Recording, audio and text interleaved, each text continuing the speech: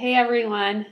Okay, so there's a lot I want to talk about in this video. I have a lot of notes in front of me, so if you see me looking down, it's just so I'm making sure I'm getting to what I want to cover with you.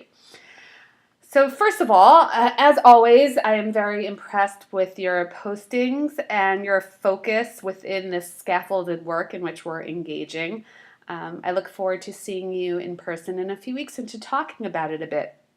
I'm reading everything that you're posting, and I know that there's a lot that you're digesting right now, and I think that you're doing a great job of engaging with the readings and stepping back and talking about the applications and the implications for your emerging work. So congratulations on that.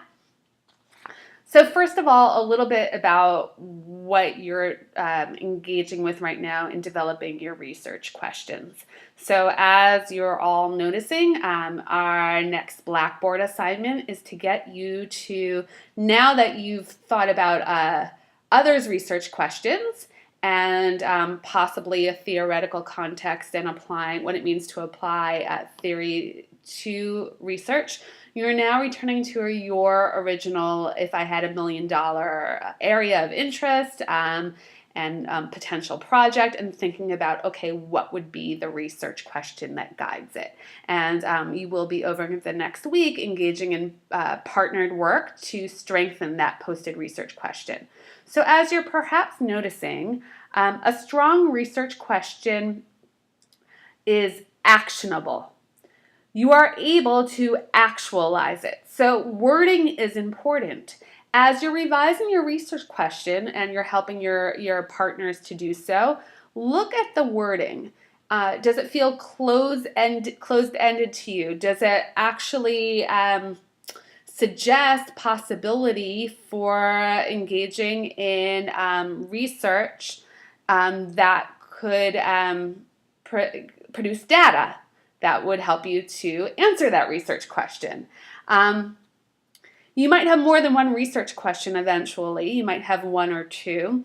You might have some sub-questions. But for right now, try to focus on one very clear research question. If you feel like you need to nuance it with a couple or some sub-questions, you can try to do so.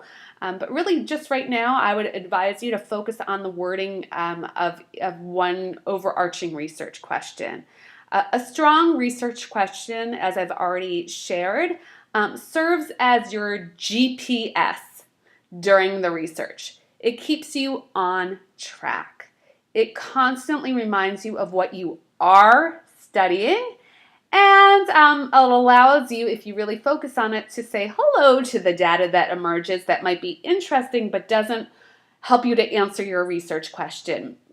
In my own research, I've been known, and I advise my master's thesis students to actually paste their research questions somewhere that they can see it at all times. Because believe it or not, we get excited about our research and then we can get off track and go off on tangents. And there's nothing wrong with tangents and revising research questions as we go along. As we've talked about, this is a non-linear process. But once we're gathering data, we want to stay focused on how we are answering what we've proposed as our actual research question. A few of you in the NB study have referred to the NB work have referred to the Pew study. I just wanted to say that I, in my own social media, on Facebook, in my newsfeed, a lot has come up about the Pew study, and I'm sure all of you have seen postings as well, either on Facebook or in the newspaper. People are talking about it, obviously. So I am going to, in the next few days, post to Blackboard a few items that I've come across that actually critiques the research. And I think at this stage, as you're thinking about research questions, as you're beginning to start thinking about what it means to create a methodology to support answering a research question or a series of research questions, this is a really timely and can ask for actually a more relevant item in the news to help us to think about what it means to critique research. Some of the things, this is a great case study. People have been critiquing the methodology. Getting back to our first punch reading, some of you were asking in that first punch reading on NB, well, what's the difference between qualitative and quantitative data? And aren't stats perhaps more considered hard research? Well, yes, perhaps in the world there is, but then those numbers can actually be widely critiqued. What I'm seeing in the postings on the Pew Research is people are asking, well, perhaps the questions that were asked to those who were surveyed, were they flawed to begin with? Were they perhaps not nuanced enough to capture the diversity of what's out there as those that identify themselves as Jews or those who are Jews by birth but don't identify themselves as Jews?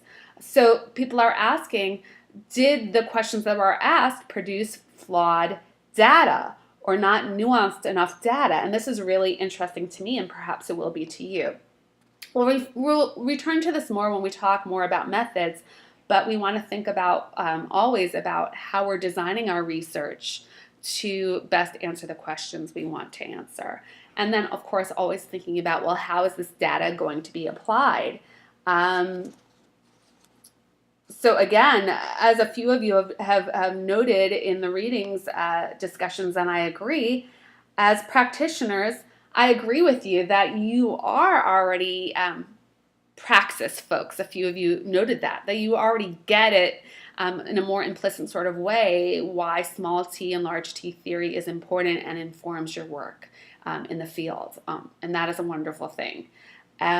You get already this idea of what's the so what of research. But again, returning to the Pew study, perhaps you can be thinking about as you're reading these critiques and postings of your own over the next few weeks. I think this is going to remain in the Jewish news for quite a bit about the ways in which these data points are already being tossed around and applied in conversation to questions of where should money be spent?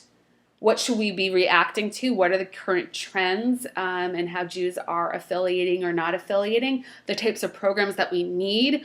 What should we be focusing on? What should be our priorities?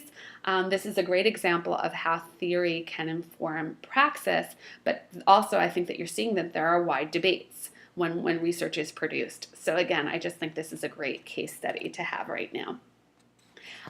One of you noted theory, it's difficult stuff. I agree with you, but you're engaging in great practice with it on Blackboard. And you're beginning to think about possible theoretical frameworks for your own research. As you engage with the right article and the way she talks back to, I'm not sure how you pronounce it, SUPS, S-U-P-P-S, you're seeing that there is no one view regarding what comprises good educational research. There are many, many views, and it all goes back to our own theoretical takes and epistemological approaches. More on this in our sixth topic on methodological worldviews, but the idea is that you will develop a theoretical framework that aligns with your perspective and eventually that guides your research. I want to refer to Maury, offered a slight critique to Stokeman, which I appreciated. As I've said many times, I'm always happy to have you talk back to the readings, especially when they help you to engage with the different topics that we're exploring in this course, and offered us some words of wisdom to be careful. We don't want to design a study that will only collect data that we believe will support our views. All right, so I understand there's a fine line here between developing a theoretical framework, which reflects our own positionality, I'll say more about that in a second, and being open to collecting data which might just confirm the hypotheses we had coming into the research. So we need to be open to interpreting what we might find. Again, it just might speak against what we had originally thought would be the case. Kathy asks, well, how do we choose a theoretical framework? Now, I believe, and you can feel free to disagree, but I imagine that much of what you will encounter at JTS supports my view. My training at Teachers College really has ingrained this in me, and this is my perspective, so I will be transparent about it. All research, I believe, is subjective and comes from a subjective place. Even if it is designed to be fully objective, we're always coming from a particular slant. An example I always bring up, and I might have already in this class, I think I did in video 1, you have drug companies that are funding studies, and then it's put in advertisements or in the literature as research supports that this medication cures X, Y, and Z. Well, let's remember who funds these studies. I saw it on a makeup ad recently in a magazine. Research shows that this dramatically improves facial lines. Well, who was funding that research? Corn syrup is proven not to be detrimental to our health. The corn industry is funding those studies. So again, this is my view. I believe, and as a faculty member, I want to be transparent about my view, that we always come from a certain position, and that impacts our research. All research is personal and subjective. So I believe when we design our theoretical frameworks, we want to, within our proposals and within our write-up, be upfront and honest about our positionality. This is a word I will use again and again in this course. Our rationales for the research, our stakes, and about our selected framework and from where it emerges. This doesn't mean that our research is written up as a private memoir. What it means is that we insert ourselves as honestly as we can into a rationale and an understanding from where the research emerges. As you continue to read articles, and you'll be eventually reading dissertation proposals for this course, consider what the researchers do and don't tell us about themselves, why they selected the frameworks they did and they have. As Laura H. and Saul discussed, often we have one or more than one intersecting big T theories guiding your research. For example, with the Stokeman, as they point out, feminist theory and religious formation. And that is more than fine. This can be very useful. So this discussion of positionality, this leads me to talk about literature reviews, which is the topic of the day. Why engage in a literature review? Well, in this quest to have a balancing act of being clear about our positionality and being open to what prior research can teach us and tell us, we develop a literature review. We engage with prior research.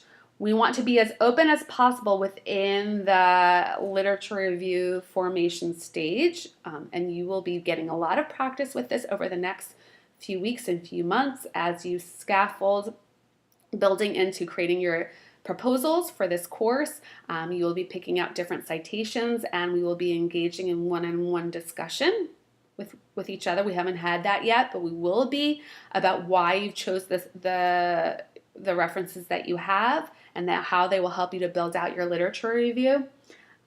So again, going back to what I was just saying, you want to see what already exists, where you enter into prior conversations and conversations in progress. So again, you're, of course, as I said before, being clear about your own positionality and your theoretical framework, but you want to be very open about what prior research can teach us and can tell us. And you might be surprised about what you encounter. And as you're engaging in this literature review, you might find studies that actually contradict some of what you believe that you believe.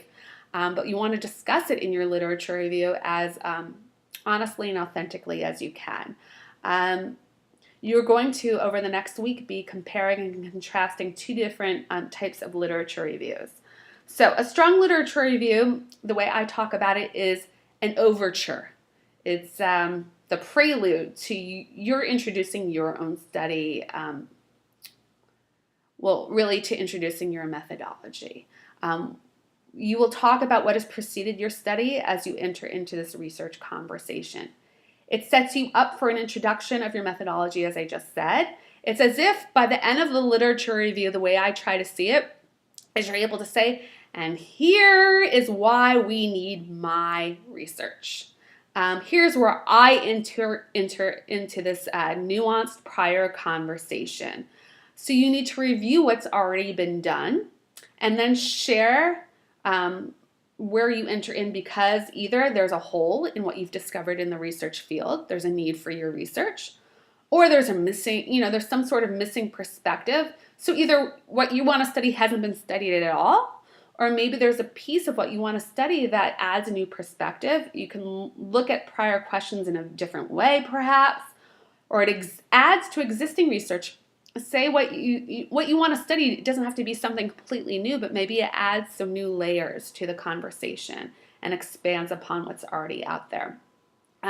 Getting back to Maury's comment on the Stokement, hopefully you're looking at and discussing a range of prior research or theories within your literature review, and not just what you believe supports your hypothesis. Where I want to just tie things up here, I know this is a long video, there's a lot to say. Over the next few weeks, you're going to be encountering and noticing more and more that there's jargon in literature reviews, what we refer to as very jargony it can be. As you move forward, you might find various educational terms bandied about in literature reviews, again, what you might refer to as jargon.